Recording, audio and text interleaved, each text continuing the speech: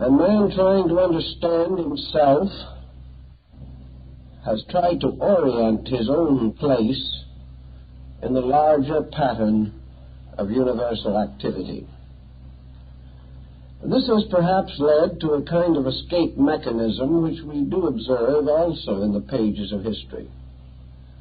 One of the best ways to get our minds off of the small and immediate business of self-improvement is to become absorbed in some cosmic scheme. It is so easy for us to enjoy a kind of intellectual gymnastics in which the mind becomes greatly intrigued with its own findings and keeps on exploring, perhaps not the facts of things, but its own capacities in application to world knowledge. We do, however, find that there are certain archetypal thoughts that we cannot actually trace to any one source. They seem to have descended to us, perhaps at first in very simple form, from the first imaginings, the first speculations, the first intuitions of primitive mankind, always confronted by and surrounded by the unknown. Man has tried to conquer it in every way that he could. On the physical plane of things, he has achieved considerable. But in the abstract realms, mystery has still conquered him. This evening we want to summarize in some simple pattern those kingdoms of nature which seem to share with us the habitation of this planet.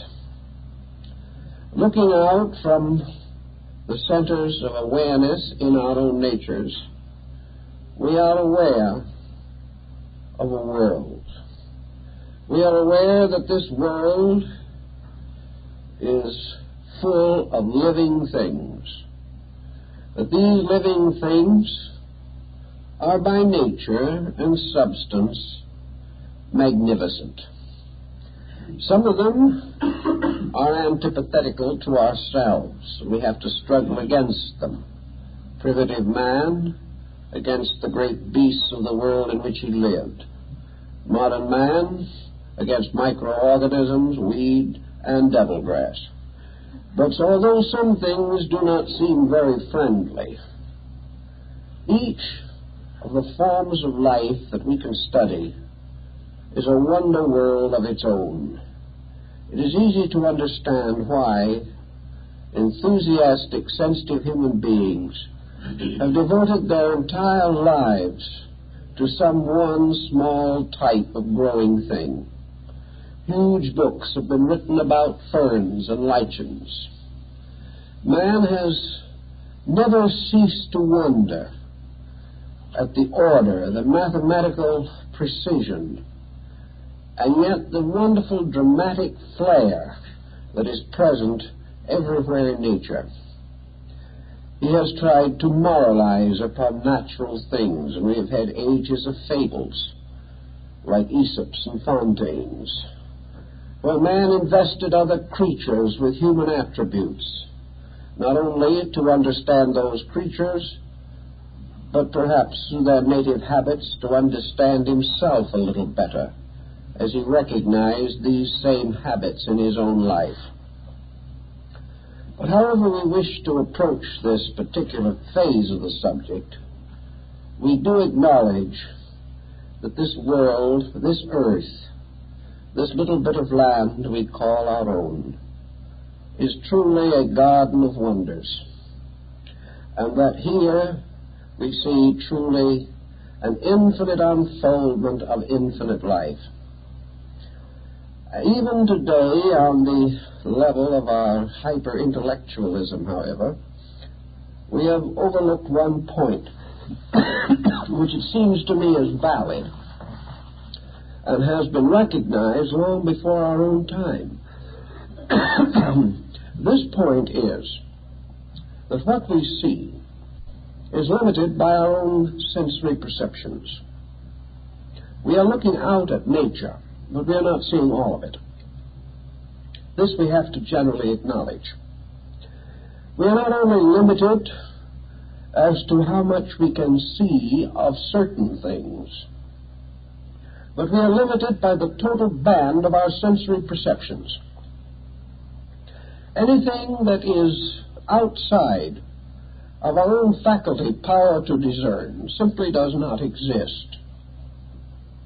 Sometimes some evidence of other things may come to our attention, as occasionally a mariner at sea will discover some form of life from far below the surface that has come to the surface either in death or in some phenomenal circumstance. Actually, however, we are limited to organisms composed of materials which we can comprehend, which we can contact in some way through the sensory perceptions which we possess. Another point that I think is rather valid and important is that when we are trying to understand our own sensory functions and reach the extremities or the boundaries of our sensory faculties, we seem to come not to a blur, but to a hard line of demarcation. It would seem as though some kind of a wall exists beyond our sensory contacts. Things do not seem to drift on into the invisible. They seem to have sharp boundaries, and we pass from that which we can see very clearly, almost immediately, to that which we cannot see at all. There is no twilight zone here of things partly within our sensory perceptions and partly outside. This is true at both ends of this gamut of perceptive power. At the lower end, we pass down into the mineral kingdoms, and perhaps a wee bit further. And then suddenly we are in the midst of the invisible. As we ascend, we go through the estate of man, the highest creature that we are able to actually cognize. And immediately beyond man again is the unknown. We are not able to see the trailing robes of some superior order. They remain invisible. Man, however, has developed certain extra faculties, and under some special conditions, these seem to reveal a little more than our ordinary perceptions would include.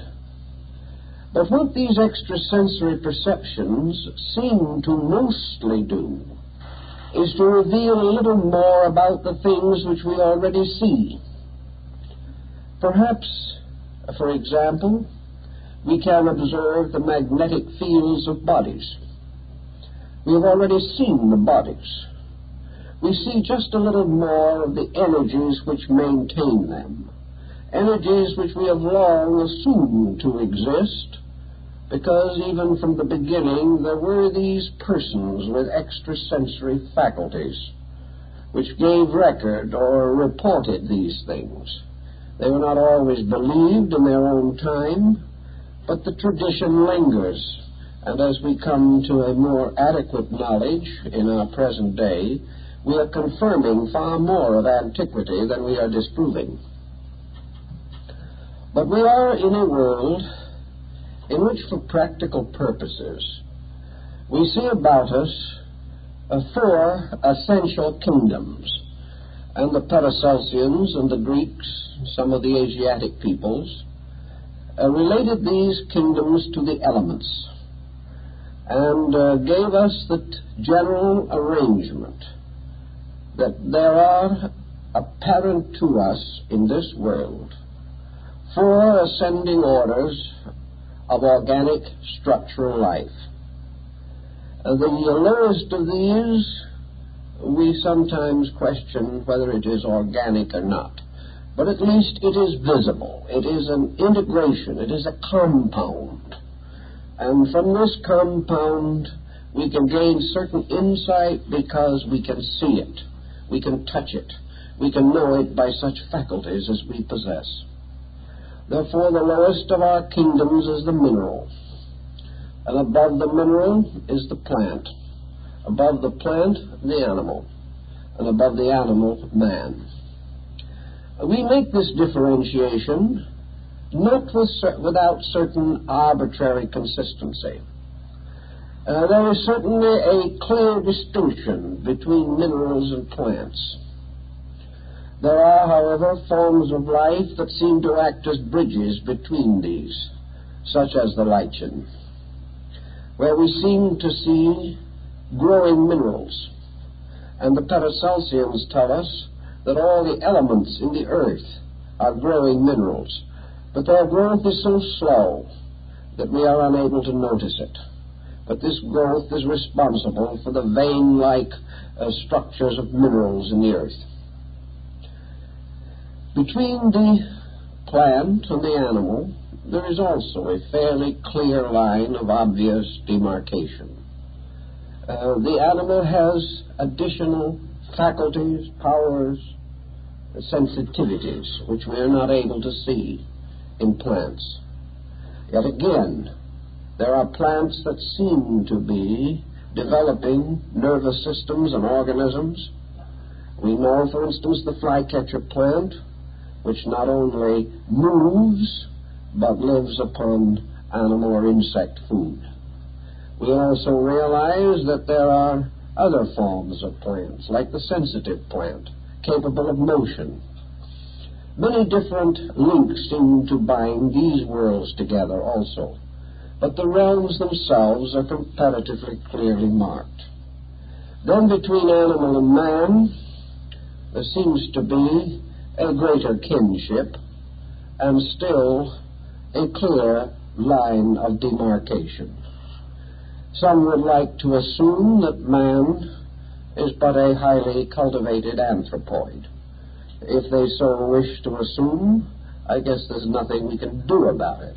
But there seems to be some doubt about this, that actually there is a difference, perhaps more in quality than in appearance, more in psyche than in material structure.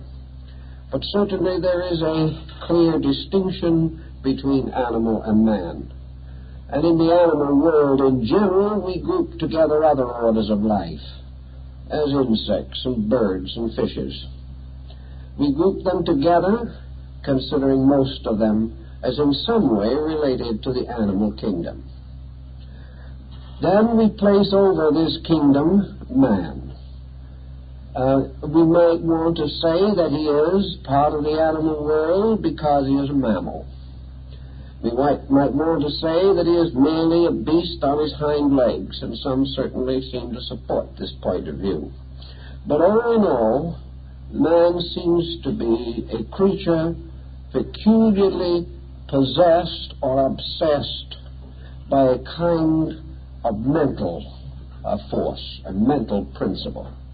Man is certainly the only animal that actually measures the duration of its own life. Man is the only animal probably that kills for pleasure. Man is the only animal that can worry about the future or regret the past. Man is the only animal also that has to be educated because its natural instincts have failed. Thus man seems to have a uniqueness about him, and some people like to assume that the simian is a kind of link between the animal and the man, even as the various lichens are links between the mineral and the vegetable kingdoms.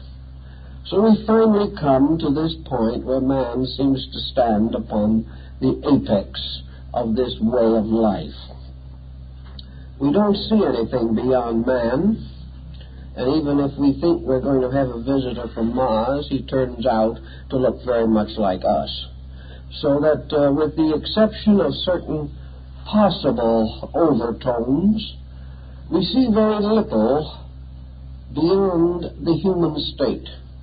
Visibly, our faculties seem to go no further. We are not able to actually see a form of life superior to man, except in the large, abstract, astronomical sense, in which we can see suns and planets and luminaries, which perhaps in many ways belong to a race of giants in the sky. But man has become the boundary of our faculties, because it is only with our own humanity that we judge, and we can judge only our own humanity or those degrees or steps which led directly to it, which we call the other kingdoms of nature. But when we study man, we have to move now into another dimension, because that which makes man man and separates him from the beast is not visible. We cannot reach our understanding of this part of the problem simply by following the old patterns of natural history. We have to look for something else. And it has gradually come to our realization that man must be approached as a mental pattern, that it is by his mind that we are able to discover what we can know about him. Certainly, we can understand his body by dissection. We can understand many of his physical propensities by reference to other kingdoms. But the man himself is a different kind of being. As soon as we begin to explore this a little further, we make an interesting discovery that all human beings are not alike. Now, in this we are not referring to racial differentiations. We are referring to a kind of psychological difference. And our classical philosopher friends of long ago found it convenient finally to divide humanity itself into three orders, different levels or grades or subdivisions within man himself. The precedence for this is also to be found in other kingdoms of nature. There is more than one level of mineral life, more than one level of vegetable life, and certainly more than one level of animal life. We know that these differences exist in visible structure. Now we are forced to examine them in psychological structure. And in this search into the nature of man, we divide him inevitably into three types of humanity. We can say that one of these types is the human man. Another type is the animal man. And the third type is the spiritual or divine man. These all look alike, perhaps some differences, noticeable in organic quality or structure. And these differences may also be marked upon the lineaments of the face. We find that different levels of consciousness seem to shine out. But this shine is itself a rather psychological situation about which we are not too sure in terms of physical facts. But we do recognize these three types of human beings. We find one type of human being that lives and dies essentially on a level of animal existence. And what is animal existence in this case? It is a condition perfectly right and proper to animals, but not right and proper to the best in man. Such animal man, if we can so differentiate him, is therefore one in whom the animal propensities predominate and dominate the life. The animal man is the individual who lives for the gratification of appetite. The animal man is the person who lives fully for the fulfillment of creature comforts. The animal man is also the hunter. He is the prowler. He is the creature ever struggling to live. We like to think of man as having human attributes of a kind. When man becomes obviously cruel, we tie him to the cruelty of lower kingdoms. Now, these kingdoms may not actually be cruel, but to us they are. We see the cat playing with the mouse, and to us this is cruelty. And when we see a human being playing with the life or soul or consciousness of another human being, we call this cruelty. So we observe that there is the animal man, whose expressions, motivations, and attitudes and efforts are limited almost entirely to the level of appetites. Then we distinguish the human man. The human man is the one who is making a reasonably adequate use of the essential faculties of his own humanity.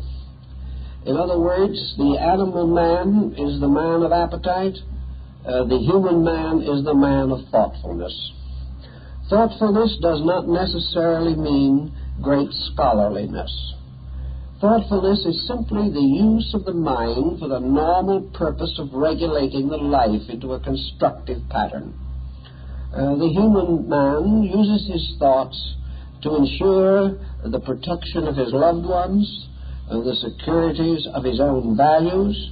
He uses his faculties as constructively as he knows how. He has certain aspirations, certain convictions. He is above the corruption of his own code. He will not do those things which cause him to degrade his own humanity. The third kind of man is the divine man. This was the hero of the ancient Greeks and of other Nordic peoples.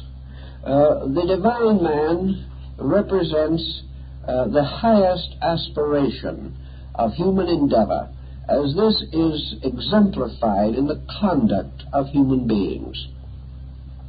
The divine man is the great teacher, the sage, the saint, the wise man, the great creative artist, the musician. He is the person whose faculties seem to transcend the ordinary humanity of things. He seems to have skills greater than can reasonably be expected. But perhaps the faculties which most distinguish him are creativity and intuition. These faculties surely indicate that he has developed something beyond the creature comforts or daily needs or traditional patterns of human life. The ancients realized that there were, therefore, these three kinds of persons. And from this they began to contemplate and did clearly differentiate three distinct patterns of mental activity.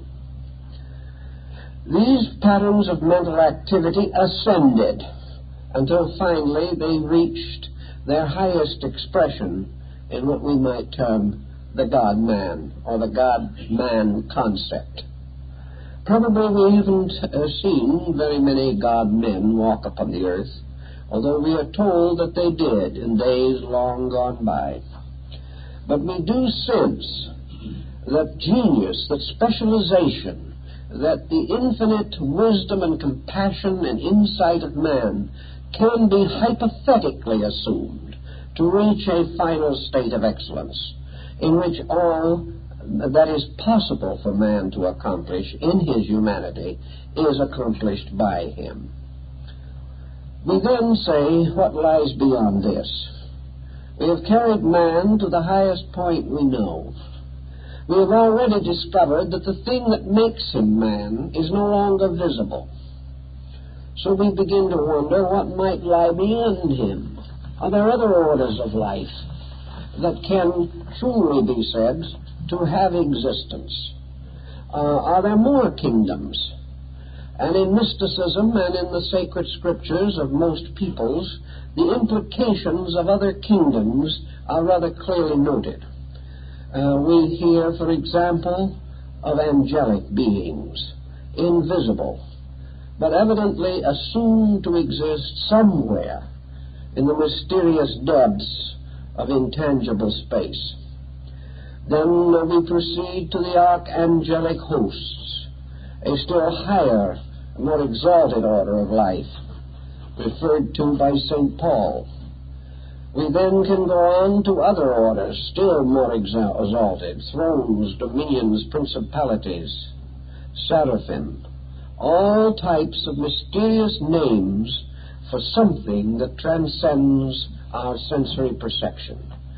The philosophers came to the very simple solution that what we see of the kingdoms of nature are the visible rungs of a ladder, and that these rungs continue to ascend behind the clouds which obscure our sensory perception, and that all these rungs or levels together represent a great theater of evolutionary process, that just as surely as we can trace growth from the least to the most of visible things, so this growth goes on and on into higher orders that we do not have the faculty to perceive. The philosophic thought about this is rather clear if we wish to rationalize it, namely that what we do see cannot exist without the presence of other things we do not see. The visible cannot be suspended in a vacuum. The visible is obviously a part of something. It is as though we saw the trunk of a tree, but we cannot see the branches or the roots. Yet the trunk of the tree requires that the root be there, whether we know it or not. And the trunk of the tree also implies that the branches will also be there above, although we cannot see them. For without the root and the branch, the trunk of the tree has no purpose for its own existence. This type of thinking was used in ancient times. Now, an interesting parallel speculation relating to this is to go to the lower end of our ladder and try to determine, if we can, what lies beneath the mineral levels. The moment we begin to think in terms of this, our physical perceptions and our mathematical skills begin to break up matter into invisible units which finally become units of energy. Thus we assume that all things physically less than the mineral are to be determined by still more elementary compounds, until in some hypothetical point in the remote distance of belowness we come finally to the common denominator of everything, life itself. So the physicist and the physical thinker is simply prepared to allow that the mystery of growth extends downward into forms that we cannot fully or truly see, or which we can recognize only as parts of higher organisms, until at last nothing remains but a mathematical formula which can be diagrammed, but which cannot directly be contemplated in its substance or its reality by any faculty that we possess, even with the aid of the most powerful microscopes and other scientific instruments. The ancients had a little different attitude about this. They contemplated the possibility that these lower kingdoms actually were also orders of entities, that they represented kingdoms of growing things, of which the mineral was a summit for them, just as man is a summit for the visible patterns of evolution. To understand this, we must approach our problem in another way, and that is to try to determine what constitutes aliveness, what constitutes the moving consciousness of things, as these things become less and less obvious to our sensory perception. We can take one that is comparatively simple for our present purpose and use it as a key to all the others. What about the mineral? Minerals, gems, metals, and other mysterious substances, elements within the structure of the physical matter of Earth. What do these formations have in the term of consciousness? we contemplate them. We say to ourselves, they do not move. Therefore, they do not have plant consciousness as we understand it.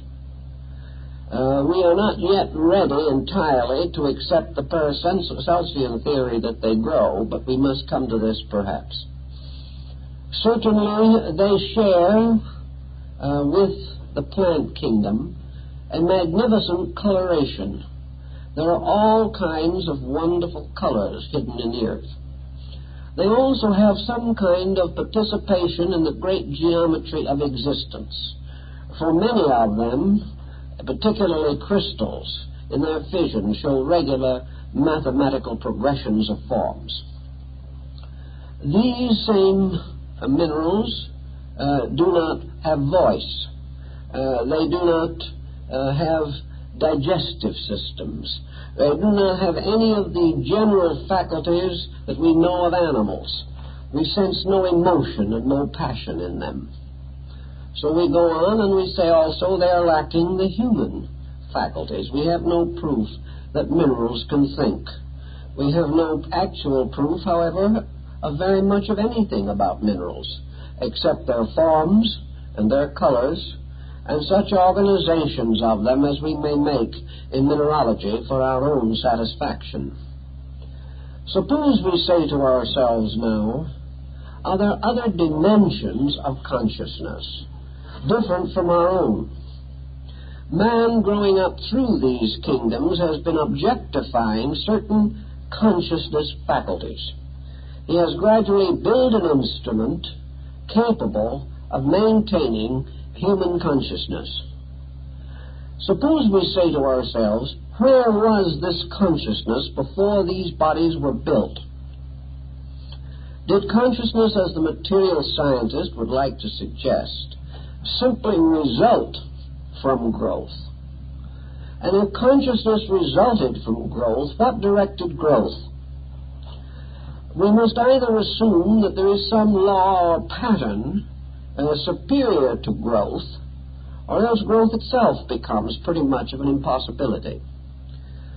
What is the nature of this growing something that bursts through all of the kingdoms of nature? What is this life that is struggling upward by this great evolutionary process?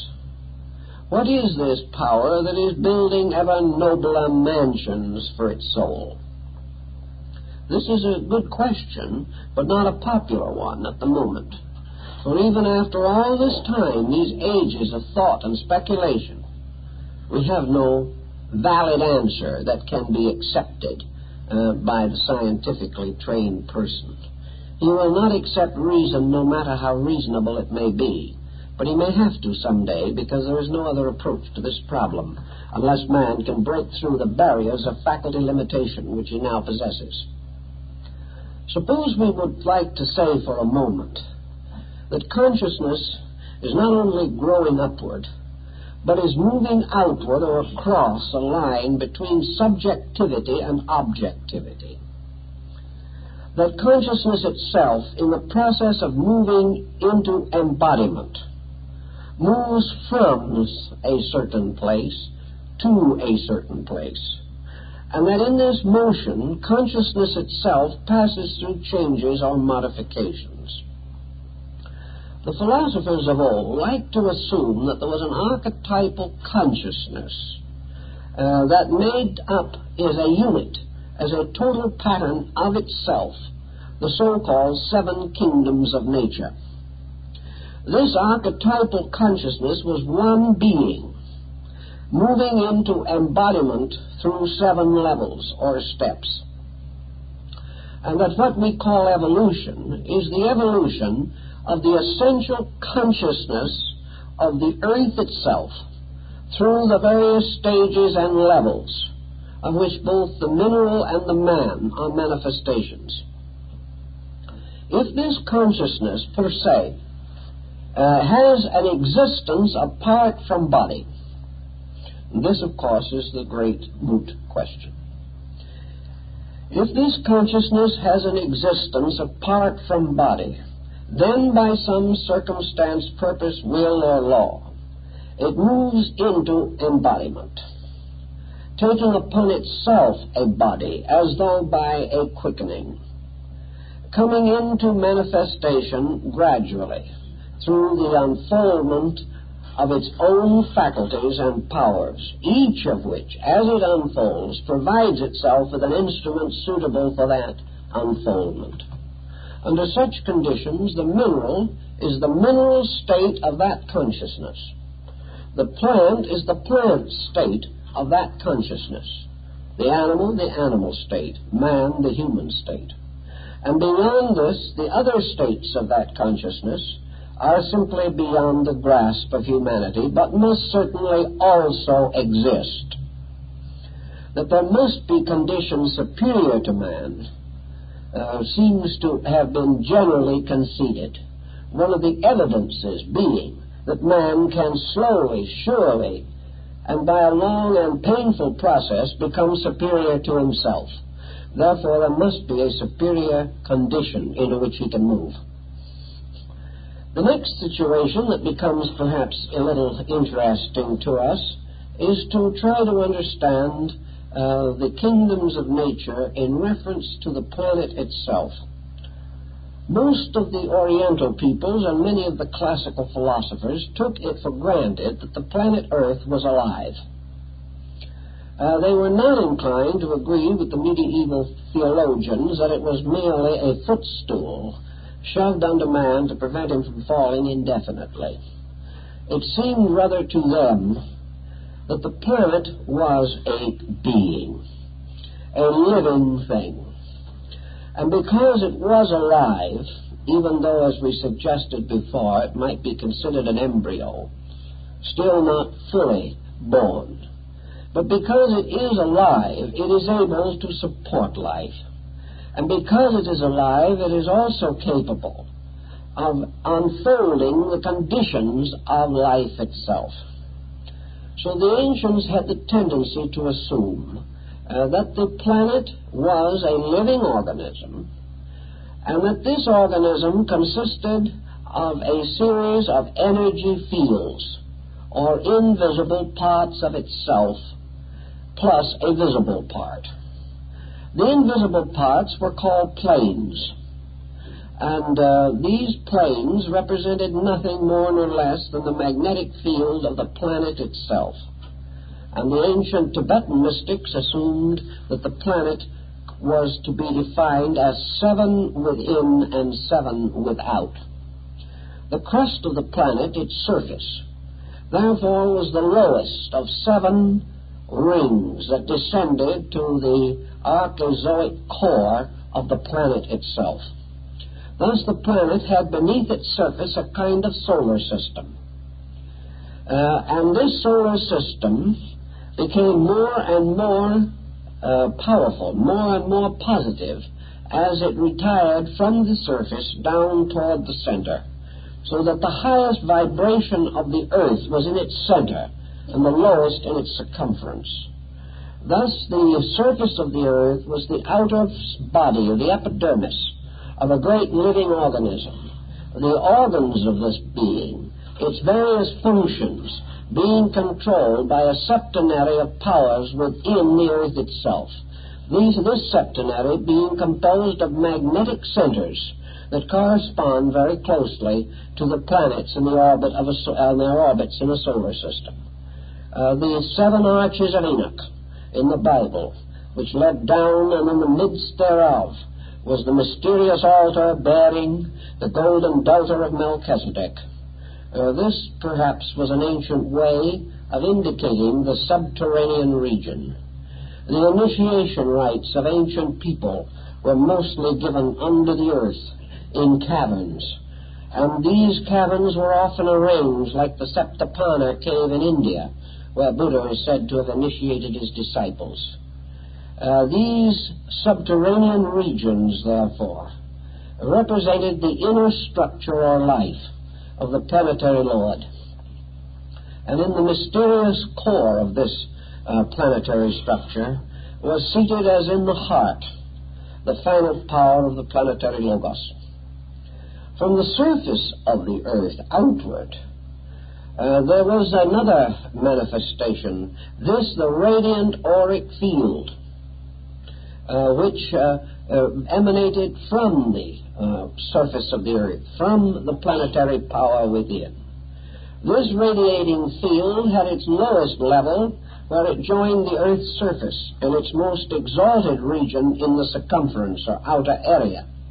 And this magnetic field or aura was also stratified and had symbolic colors assigned to it, but not the colors that we can see with our eyes. So just as the human body has its own magnetic centers within and its auric field enveloping it, so the planet was similarly constructed. The ancients further then declared that the involutionary process consisted of the descent of organized life germs, the peculiar seed carried by the planetary power in the formation of its own planet, that these seed, falling gradually through the magnetic field outside of the earth, finally descended to the earth itself. At the same time, from the core within the earth, another process was also moving. The earth was constantly producing from within itself the ascending orders of bodies. The earth was providing from its outer magnetic field a descending order of lives. And these lives were soon to ultimately become embodied. And the meetings of these lives and their bodies became very, very important. In the course of incarnating these seed lives, created first these etheric or energy spindles, as they are referred to even now in cell fission. The mineral, for example, contained the lowest form body and was associated, therefore, by the least amount of vehicle contact with the entity that was to ensoul it. Thus it was that the original mineral magnetic energy moved upward, producing a series of bodies. The mineral gradually assumed the power of the plant. The plant assumed the propensities of the animal, and the animal gradually evolved into the form of man. At the same time that this procedure was taking place, entities themselves seeking embodiment were descending into union with these forms and creating bridges between themselves and these forms when the form was not strong enough or evolved enough to permit a full manifestation of the being. This is supposed in ancient times to be the secret of man, because man is the lowest form of body in which there can be a true or complete union of an incarnating power with its body. Man, therefore, is the lowest of the creations of the solar system in which its own spiritual germ can be incarnated. In all lower kingdoms, this germ must remain in the magnetic body fields of these creatures. It cannot enter into the body itself. The body is not able to maintain it. Therefore, in the lower kingdoms, the consciousness works upon the body. But in man, which is the lowest kingdom to be ensouled, the consciousness at quickening enters into the body and works through it. Now, this presents us with a rather interesting pattern, for it begins to give us a suspicion that other kingdoms of nature are not without consciousness, but that consciousness is not tied to body, as it is in the case of man. Man is the creature who has to consciously recapitulate the mineral, plant, animal, and early human stages in the process of building his own body. He must recapitulate the age patterns of these kingdoms in the processes of his own growth.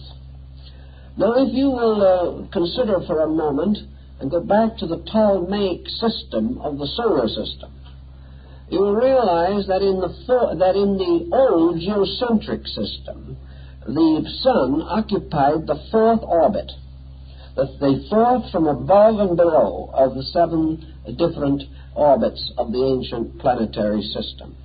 The Sun, therefore, became peculiarly identified with man. The luminous or the light power of the self-conscious being. The Sun had to do with conscious intellect, the luminosity of self-knowing, and it was placed in the fourth division of the solar system, where Pythagoras, in his monochord, or great musical structure, placed the fret which formed the octave. Therefore, the octave became the symbol of the higher and lower halves of the string, and in man, the octave represents his own self-consciousness, in which the higher and lower halves of the string of his own vibratory energy meet by means of the fret of individualized mind. The Pythagoreans had quite a little to say and to think about this particular problem. One thing we do not know, and probably we will not know for some time with general certainty, although there may be a few who have intuited it in themselves, and that is, what is the consciousness of these living things, while this consciousness is not involved in body. Can we say, for example, that the mineral has a conscious existence apart from body? I think we must assume that it does. We must also assume that the plant does. And we might also assume, if we so wished, that the consciousness of these lower kingdoms at this time may be greater than our own. The reason why it is greater is because it is not limited by involvement in body as ours is. The consciousness, therefore, is more in the state of the unborn being, the human being, before quickening. If we wish to assume that the consciousness of man only comes alive in the process of embodiment, as the materialist does, then we have no consciousness behind this process at all.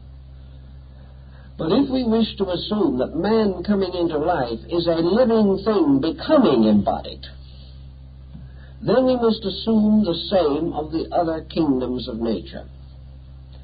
In relationship to our patterns, they may seem inferior. If our own consciousness could experience them, perhaps they might be inferior in certain particulars to man. Certainly they would be inferior in the experience of mortality. They would be inferior in the power to use and administer the faculties which man has unfolded and has ensouled with his own consciousness. Here we get very, very close to our Buddhist problem again. Namely, what is the state of consciousness for a creature that is not involved at all in any form of matter?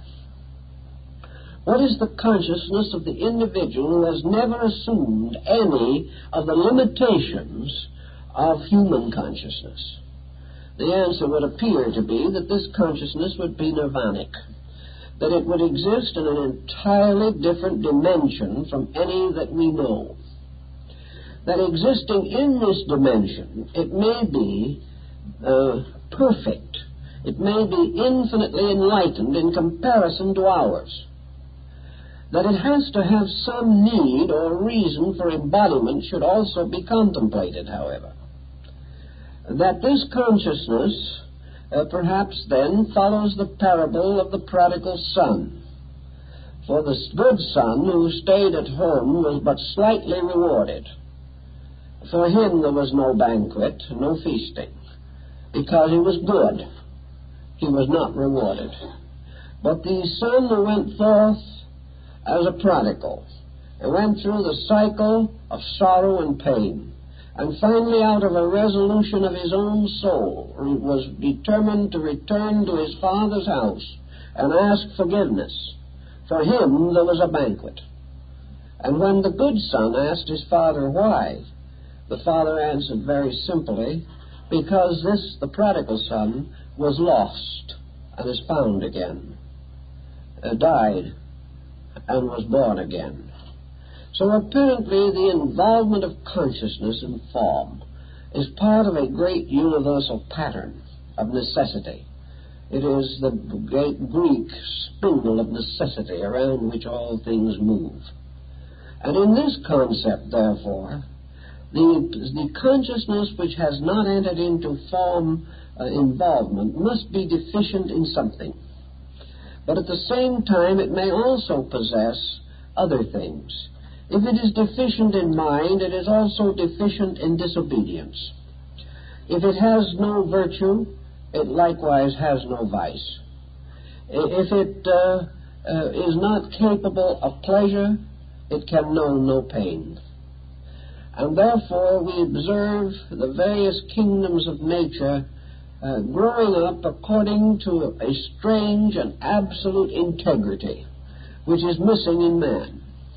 We observe how these kingdoms are perfectly administered, how the creatures of these kingdoms intuitively recognize their own needs, their own destiny, and fulfill.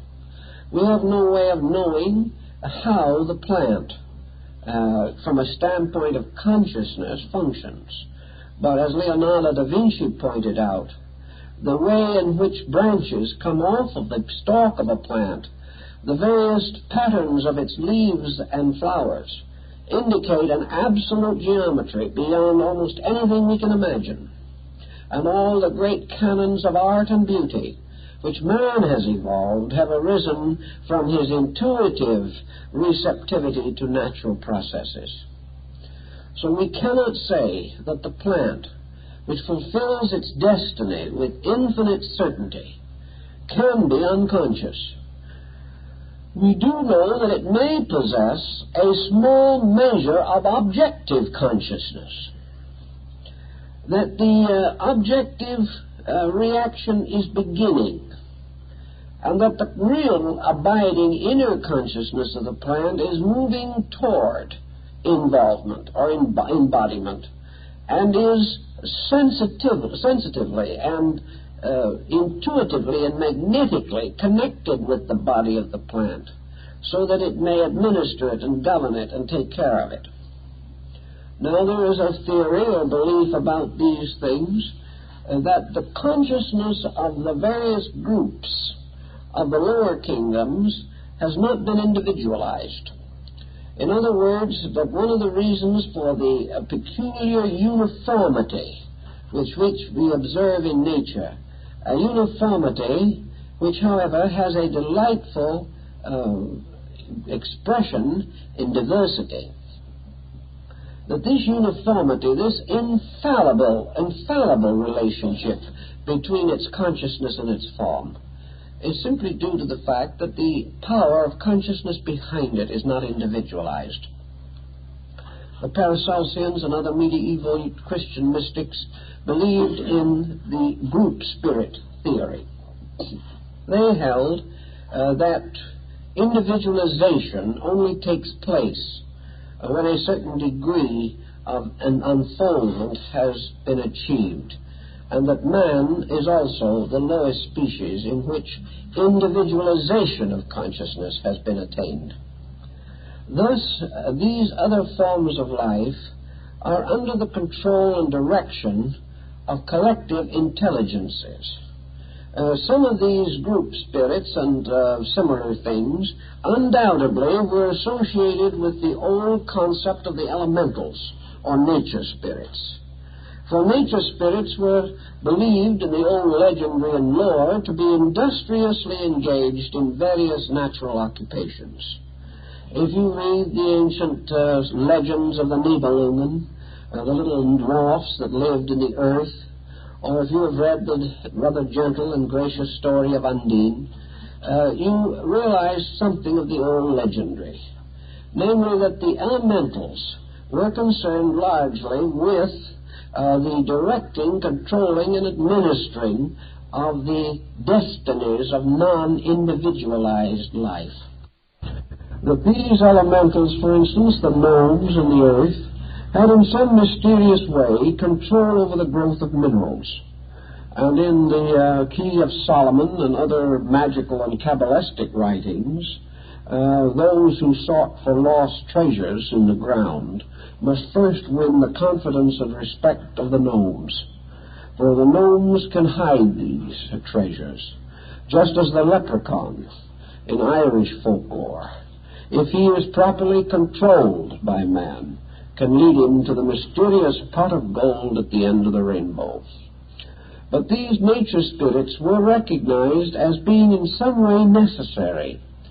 There had to be some explanation for the continuous industry of things, the infinite organization of bees, and the wonderful empire which they created and which Maeterlinck has so wonderfully described. The story of Solomon and the ants. All these things seem to remind us that even the primitive impulse of empire lies in tiny living things that we can hardly see or study adequately. So the twofold concept moves together, each nation finding some peculiar way of dressing its symbolism to meet the need of the obvious facts. It was, however, generally assumed that there were controlling powers, that the consciousness tied up with the various levels of bodies had a certain intuitive knowledge of these bodies, but that its consciousness remained awake in itself rather than in its body. Let's see if we can find some parallels by which we can bring this particular point more clearly to our attention. Solve it a little bit for ourselves. We have no direct experience here of being able to disassociate ourselves completely from the body complex.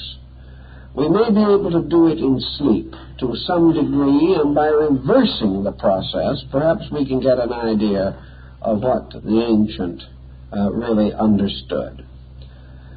Suppose we say, therefore, that the consciousness of, say, a mineral has a kind of sleepness about it.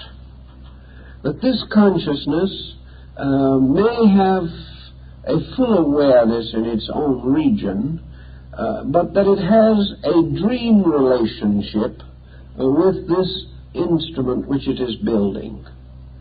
Perhaps we can say that in its subjective experience, the consciousness of the mineral dreams that it has a body, dreams that this body is growing or unfolding, dreams that it has some beautiful and natural necessity. In dream, perhaps the consciousness seems to be associated with that body. Perhaps it can dream itself into believing that it is a mineral. But because it does not have the instrument strongly enough to enter into it, it has only a dreamlike realization of what is happening to that instrument. It is aware, but not integrated with it, as in the case of man and his awareness of body. So that the ancients generally held that it is quite conceivable that the spiritual life of the plant, the spiritual life of the animal or the mineral, is just as inevitable as that of man. That the immortality of the animal is as certain as that of man. But the processes by means of which this growth is accomplished, these processes are more advanced in man than in the other kingdoms of nature. This perhaps is why the Buddhists referred to the animals as their little brothers. And St. Francis, with the same insight, had the same reaction to the birds and to all the creatures around him. He sensed a comradeship, a unity of life that transcended the differences of appearance. But when we think, as the Buddhist does, of these other kingdoms as our younger brethren, then perhaps we have some way of understanding them better, inasmuch as, assuming ourselves to be adult, these kingdoms are life passing through infancy, childhood, and adolescence before they reach our level, with the mineral as infancy, the plant as childhood, the animal as adolescence. When we do a little study on this situation, we also can then say to ourselves, what else is locked within this earth evolutionary pattern? What more is there to the story than we can even see or sense with our faculties? Are there going to be other kingdoms launched at proper time out of the subjective of the planetary consciousness itself? In all probabilities there are, for the simple reason that the consciousness is infinitely seed-producing. Everything is seed life in various stages of the unfoldment of itself. Now, if we go into Buddhism, for example, we can create our 7 kingdoms in a rather interesting way by this problem of assuming the complete chain, Homer's golden chain, which binds all life together. We can say, in using the Buddhist concept, mineral, plant, animal, man, arhat, bodhisattva, Buddha. In other words, we can have an ascending order of consciousness.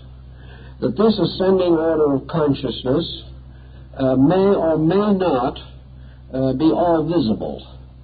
The apex of the pattern in Buddhism would be to place man on the 4th level and to declare Buddha, the historical Buddha, to be the example, as they did, an example, for they never made it unique, an example of the transcendent possibility of human attainment.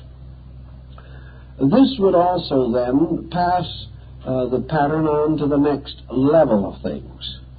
The Greeks declared that above man were the heroes, the demigods, and the gods. These, and again, do not sound too much unlike the Buddhist concept.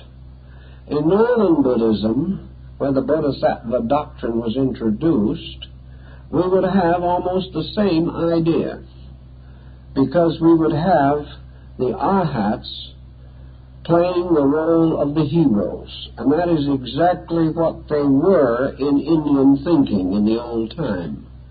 The arhat was the individual who is described as worthy of veneration. This would be the hero. The Greeks venerated their heroes. They venerated Ulysses, and they venerated Achilles and others whom they held to be heroes. And they declared that after death these heroes were lifted up into the sky to become constellations. The arhat, therefore, being the saint worthy of veneration, would represent the heroic attainment of self. And this more or less further fills in the pattern of his achievement. In the northern system, the arhat was not as greatly emphasized as in the southern system, but he did drift into China and Japan later through the Zen philosophy, which was more or less a philosophy of the hero of the world, because the hero's self was represented more or less through the achievements of the great Zen teacher, Bodhidharma. In any event, the arhat is the human being who lives no longer for himself, but in the quest of truth and for the service of mankind. He is therefore the dedicated one who has transcended, who has renounced the world. He is the Mahatma of the Hindic system. He is the Lohan of China, the Rakan of Japan. Wherever Buddhism exists, he will be found to symbolize the one who has not only transcended worldliness, but by this virtue has achieved strange, magical, mystical powers. He is the individual who we might say has the extrasensory perception range. He is the one who can see at a distance, who can travel through the air, who can ride on dragons, who can do all kinds of weird and wonderful things, some of them very important, some of them symbolically sounding a little silly, but it's all part of an elaborate symbolism. We can't forget the old Arhat, for instance, who made a fountain in his water bowl and went around with a little fountain playing from the top of his water bowl. This hardly changed the course of spiritual history, but at the same time, it is simply an indication of the power to transcend the limitations of material existence. All the Arhats, whether the 16, the 18, or the 500, or the legions that accompanied them, therefore are the heroes of the world. In the East, the hero is the saint. And in the West, the hero takes the Sigurd form. He takes the figure of the champion, the dragon slayer. In the Indian Arhat, the dragon had a toothache. So the Arhat carefully took out the tooth, patted the dragon on its head, and sent it back on its way into space to fulfill its proper function. In the West, with that true spirit of our own, the moment Sigurd saw a dragon, he ran a sword through him. This is the difference of our idea of what constitutes heroism. The West must conquer, whereas the Oriental is perfectly willing to remove the pain of the dragon and send him on his way. The Arhat gives rise naturally in our thinking to the next step in the northern system, which is the Bodhisattva. The Bodhisattva is called in the Lotus of the Good Law the young man of good family. The Bodhisattva is the prince in the heavenly kingdom. He is a little like the archangel Michael especially, but he is also more in the concept of the Grecian secondary circle of divinities. The Greeks had deities. In fact, most of their deities have a strangely Buddhist flavor about them, inasmuch as most of the Grecian deities were originally mortals, which is really quite a play in the direction of the Buddhist thinking. But the Bodhisattvas represent that Olympian court where on the top of the wonderful mountain Olympus they gather in magnificent majesty in the Buddhist equivalent in the western paradise of Amitabha. Here is the region above the world where the heroes go when they die, where the good are rewarded, and where great Zeus himself reveals his thunderbolts over a world not too good, but not hopelessly bad. The Bodhisattvas, therefore, are the beings, the demigods and neo-gods that have forms, that seem to have radiant natures and beings. In the East, particularly Japan and China, they are rather more chaste than the Grecian immortals, because they are devoted entirely to the great obligation that they cannot find rest for themselves until all living things have attained the enlightenment. But this is not quite as different from other systems as you may think, because actually it is the burden also of the Odinic rites of the Gothic countries. Odin, or the Teutonic Wotan, the old deity with the long beard and one eye and the gray cloak and the great spear with the runes of the law upon its shaft. He went down to the depths of Mimir's well to ask the secret of his own soul. Odin knew that a strange destiny was leading him and all the other gods toward that inevitable battlefield of Ragnarok where good and evil perish together. Odin was not a god in the true sense of the word. He was the patriarch. He was the one who managed the world, but was himself subject to a power beyond the world, a power which he could not fathom, a power which he perished from because he never was able to grasp its mystery. So the Bodhisattvas are not too different. They remind us, Kannan particularly, in her various aspects, reminds us of Brunhild, the mind maiden of Odin.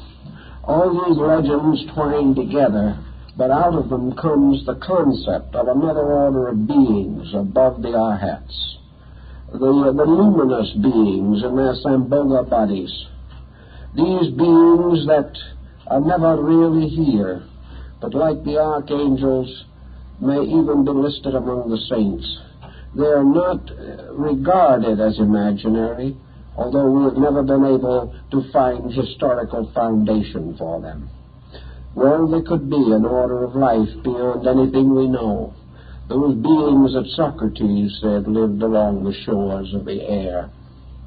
And finally, upon their mysterious eternal thrones, in endless meditation, are the Buddhas, the supreme mysterious powers of the All-Fathers, the eternal meditations which bring forth all things. These may also have their parallels and their equivalents in this pattern of the earth, for in the Mahayana system, each of the planets, the Logos of the Greeks, becomes the Buddha of the northern system. Each of the planets is really an embodied Buddha in eternal meditation. From this meditation springs out the whole phenomena of existence, resting as thought in the mind of the meditating sage. His dreams bring forth all the orders of life, and as he awakens from sleep they retire into himself, and he alone remains. This system fits very much more closely than you realize into the Western and Grecian theory. There are certain minor adjustments to be made, but the whole picture of the kingdoms will not prove to be essentially different. And of course, in the Buddhist way of life, there being nothing inanimate, there being nothing that does not belong to life itself, we can understand why they bury broken needles with a Buddhist Mass, where even flowers have their inalienable rights to exist, where animals are regarded as merely the younger brothers of man, and where the invisible bodhisattvas are only elder brothers. In their system, life is bound together by a brotherhood in manifestation and an identity in cause. All things that come into the world in any kingdom of nature come into the realm of suffering. They enter upon the wheel of necessity. They must pass through the great cycle of the nirdanas, or the regions of embodiment. And each thing that does come into the world has some strange fatality to the body which it has fashioned. Even minerals and gems are formed by the agony of the earth. Everything in some mysterious way arises from struggle, from pain, and from combustion. Plants pass through the same great cycle. On the walls and in the structure of the great sequoia trees, as we study the tree rings, we see how many times great fires ravished this area long before we know of any human beings to dwell here. Fires from lightning, fires from natural combustion, fires in other places from volcanic outbursts. Everywhere, life struggling against the inevitable destinies. And even the great tree that may live 5,000, 6,000 years finally falls just as the smallest insect whose life is but for an hour. So in this whole great struggle of necessity, we find all kingdoms bound together by the brotherhood of suffering, the noble mystery, the fourfold secret that all life is suffering. Therefore, in the brotherhood of suffering, life is fitted together into an amazing and wonderful pattern. And in Buddhism, over this world of suffering and all that it contains is the strange, quiet, radiant presence of the Bodhisattva Avalokitesvara Kannan. Infinite compassion behind, controlling, directing. An infinite wisdom behind these things that seem so strange and difficult to understand. And something of infinite purpose being accomplished by all this complexity and all this misery and all this uncertainty which makes up life as we know it. So we think about the kingdoms of nature and all their various habitats and all their various ways of doing things. And we study them more and more, and we try to discover certain things that are important about them. One thing we have observed, and we do know, is that for some reason man, of all the kingdoms, is the disobeyer. Man is the power which is most likely to exert tyranny over all other things. If man did not have mind, or any other kingdom did have it, man would probably not have survived. It is because of the peculiar tyranny of objective enlightenment that he has achieved his survival at the expense of nature. But in the process of survival, he has offended nature. He has offended the very life that bore him. This offense is not mortal, for man cannot perish. But this offense has complicated his existence and confronts him now with the objective manifestation of his subjective error. So man, becoming in turn a master of all he surveyed, and setting up his own empire, has set it up with the inadequacy and the fallacy with which he has done everything else in his great journey of growth.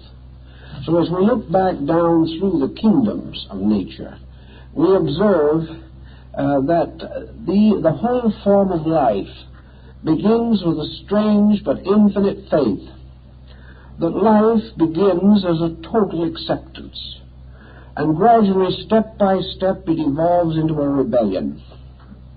Life begins by some kind of a universal consciousness, a consciousness adequate to all needs, and it slowly retracts or in one way or another crystallizes into a highly personal consciousness that is not adequate for its own needs.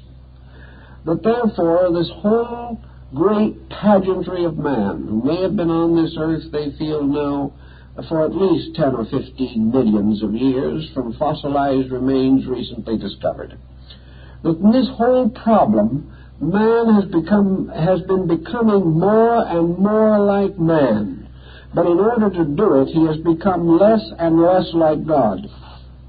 There has been a strange restriction in him, a strange battling in his own nature, which is very difficult for us to completely understand. He has moved from a very wonderful insight. He has moved from natural habits that were astonishing. Dr. Margaret Mead points out the lingerings of these basic integrities among the primitive anthropological types with which she has concerned herself, particularly in the areas of the South Seas. We have observed that also out of the past come strange reports as out of a sleep or out of a dream of things. And we may be able to make a kind of parallel again to this in man. Some people, rather nostalgically, have said to themselves, is man ever better than the day he is born? Or does he begin to lose ground immediately? And there's some evidence that he does lose ground. Little by little, something about man that is so distinctly and dynamically attractive that all people love babies. They just can hardly help it. It's really a very, very unsavory person who doesn't have some instinctive reaction to the infant. Some say that it is because the child is so beautiful. This is, however, probably a parental specialization. Actually, I think it is something of the helplessness of the child that brings out all the helpfulness in man.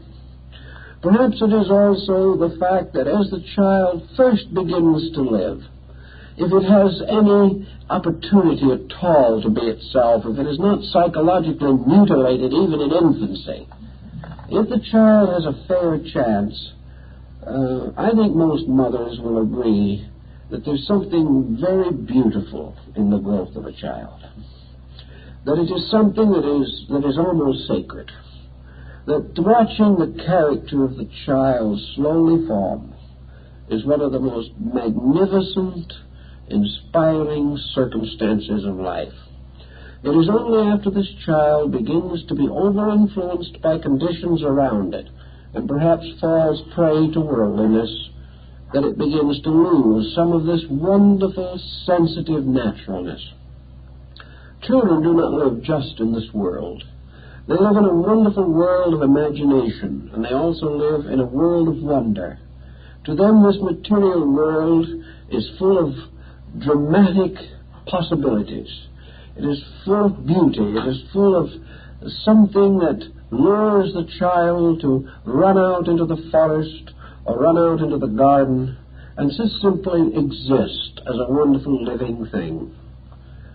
Perhaps this is also the story of the beginnings of life, that the lower forms of nature, as we call them, are simply these marvelously attractive things that are wonderful because they are themselves, wonderful because they fulfill, wonderful because there is no pretense and no conspiracy in them. There is something that's very, very much like a child in a beautiful flower. It has in it this magnificent power to fulfill its destiny. And in the mere process of fulfilling its destiny becomes so beautiful that we regard it as one of the highest ornamentations in all the world. And we have used flowers for happiness, for feasts, for festivals. We have brought them to the sacraments of baptism, and we have carried them also into the last rites of the dead. Always, the flower is a thing of beauty. And it is beautiful not only because it is itself, because the wonderful law operating through it, but perhaps like the child, it is beautiful because it is uncontaminated by the knowledge or existence of itself. Solomon declares that the king of Israel in all his glory was not arrayed like a lily of the field. That there is something beyond all the ostentation of man in the simple growth of a blade of grass. The Zen monk realizes this. Those wonderful gardens in the temples of the Zenshu and the Tendai and the Hongonji in Japan, these beautiful gardens are really little nurseries of living things. Here blades of grass play with little fishes in a pool. There's something of the wonderful paradise of that which is not corrupted. And naturally speaking, this is true throughout the animal kingdom. There are some exceptions. But where even these exceptions exist, we still find the young, even of the animal, to be almost irresistible. As it gets older, it gets too strong and powerful for us. But as a tiny thing, it is still part of this eternal helplessness of life.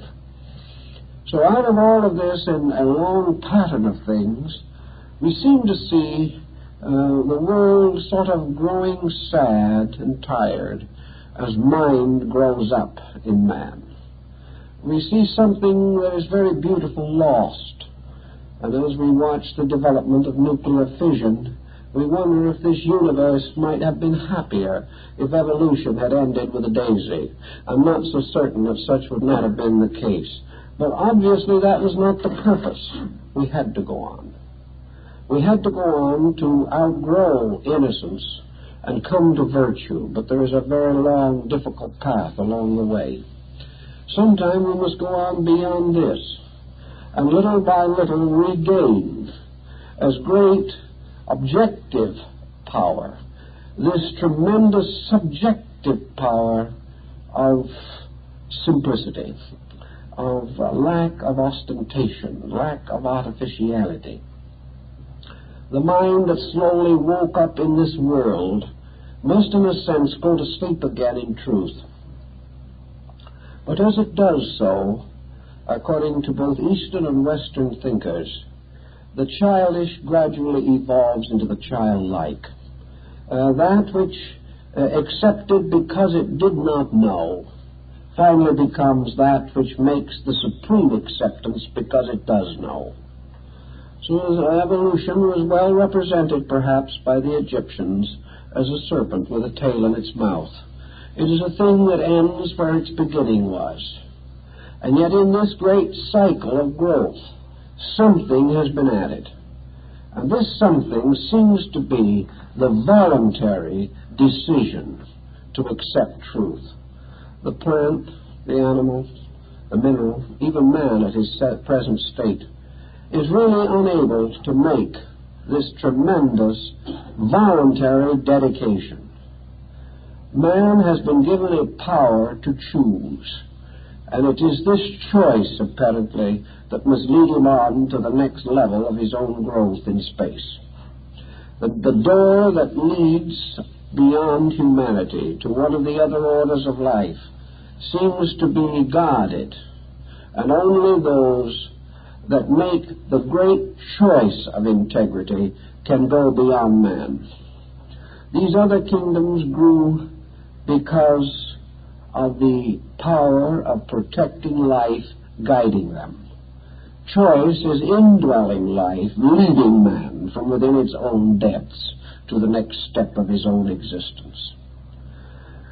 And we can simply point out that these kingdoms of nature have always had very interesting symbolical meanings. We study all the esoteric systems of antiquity, and we can pause for just a moment to consider alchemy, which has a great power in this thing. All the planets which represent the orbits or levels of psychic development are involved in the alchemical speculation. The alchemical speculation deals with a recapitulation of the power of growth through the four kingdoms. In other words, it begins with the mineral. And in the retort, the mineral passes to the plant.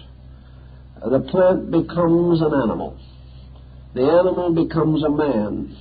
And man is transformed into a mysterious crystal being called the homunculus. And this crystal being, of course, is the adept or arhat self. But the alchemical process, as described, shows the entire evolution of energy. An evolution arising constantly within the mysterious retort or alembic of the Earth's atmosphere. All this procedure takes place within the auric field of the planet. And this auric field finally produces within itself the unfolding powers of, we might almost say, planetary deities. Apparently, the end of the evolutionary cycle is that 7 vital centers within the planetary power, by this process of evolution, by this growing up and releasing themselves through the powers of the 7 kingdoms,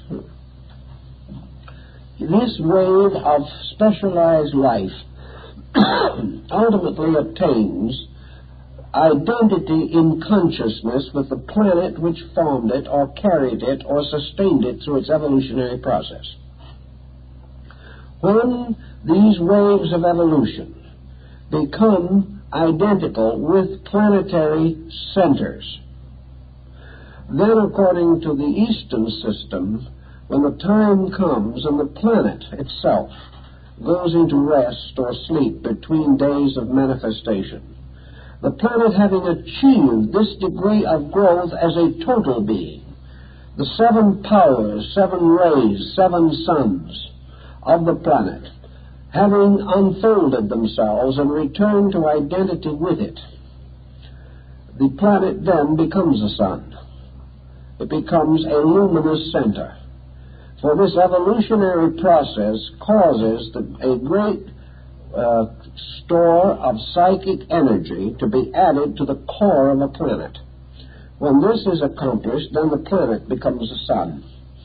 When this happens, then these 7 suns of the earth, representing the 7 orders of life evolving here, become the planets of the next order of life, and reveal their races, their orders, their species, and their types through the release of the seed lives within themselves. Thus the evolutionary process goes on and on, each thing gradually becoming a self-center of spiritual radiance. Each of the mysterious powers returning again to the source of themselves. But when they return, reinforced by their cycle through the different layers and natures of the planetary power, they return rich with energy, rich with power, and returning into the sort of nirvanic suspension of the planet, they transform this core from a planet to a sun. They have sustained or supported this energy, which has become increased through its revelation through the orders of life. And when the energy reaches a certain degree of radiance through the structures it has built, it becomes a solar energy. The solar systems in turn have their same relationship to cosmic systems, and so on and on. Nor must we forget for a moment that we are a comparatively high stage in this on and onness of things. Below us and beneath us is a concatenation or a great chain of solar systems, systems infinitely less than our own, but solar systems which, as far as the elements of themselves are concerned, we have no way of knowing what their consciousness may be. It may be that thousands of these solar systems could balance on the head of an ordinary pin, but we are not in any way sure that they are essentially different, or that they are any more lacking in internal consciousness than we are. We do not know what this consciousness is. We do not know how to estimate anything that is less than ourselves. We can simply turn right into our own bodies to demonstrate this. There are countless solar systems under the flesh of man. There are magnificent structures almost identically resembling solar systems in the marrow of bone. There are infinite orders of life living out their destinies in us. We have our minerals, our plants, our animals, and our humanity crowning this entire pattern. And to these lesser kingdoms, we are as man to these lesser kingdoms around us. And perhaps in the larger pattern of things, we are as gods to other orders of life under our own skins. These forms of life have no recourse against our whims. They have no way of protecting themselves against our inconsistencies or our intemperances. But we are presiding over a magnificent, complex universe.